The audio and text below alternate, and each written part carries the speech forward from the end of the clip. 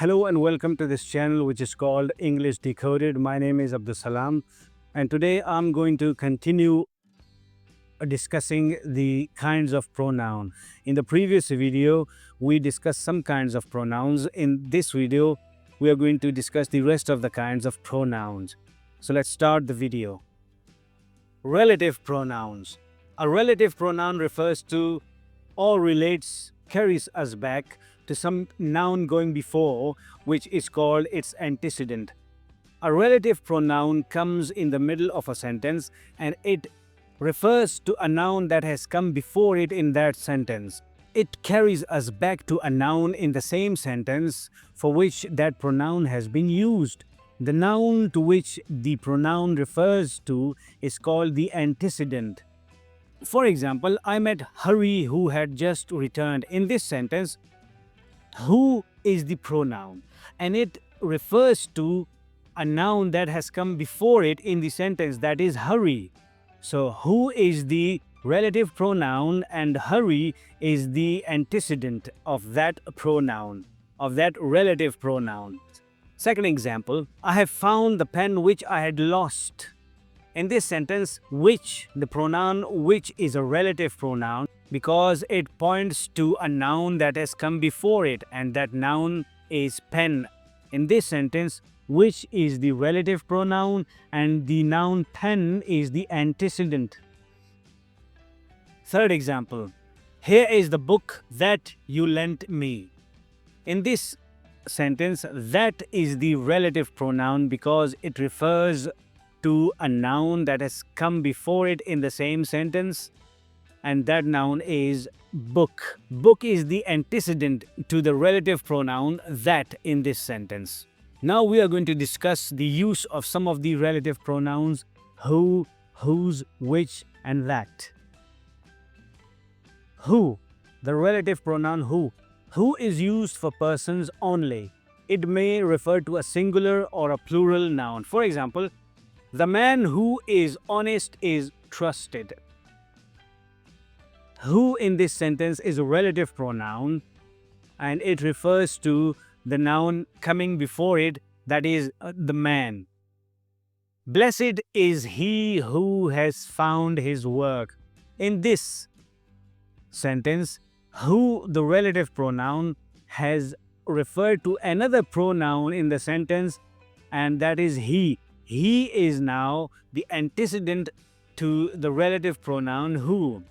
Third example, he prayeth best who loveth best. In this sentence, who is the relative pronoun and it has referred to another pronoun in the sentence, that is he.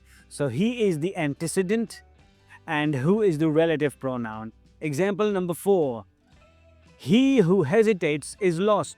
In this sentence, who, the relative pronoun, refers to another pronoun, that is he, and that is now the antecedent. He is now the antecedent to the relative pronoun who in this sentence.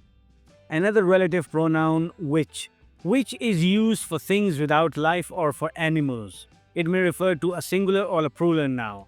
Unlike who, the relative pronoun which is used for non-living things or animals.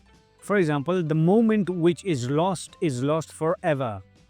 In this sentence, the pronoun which has been used for another noun, that is the moment.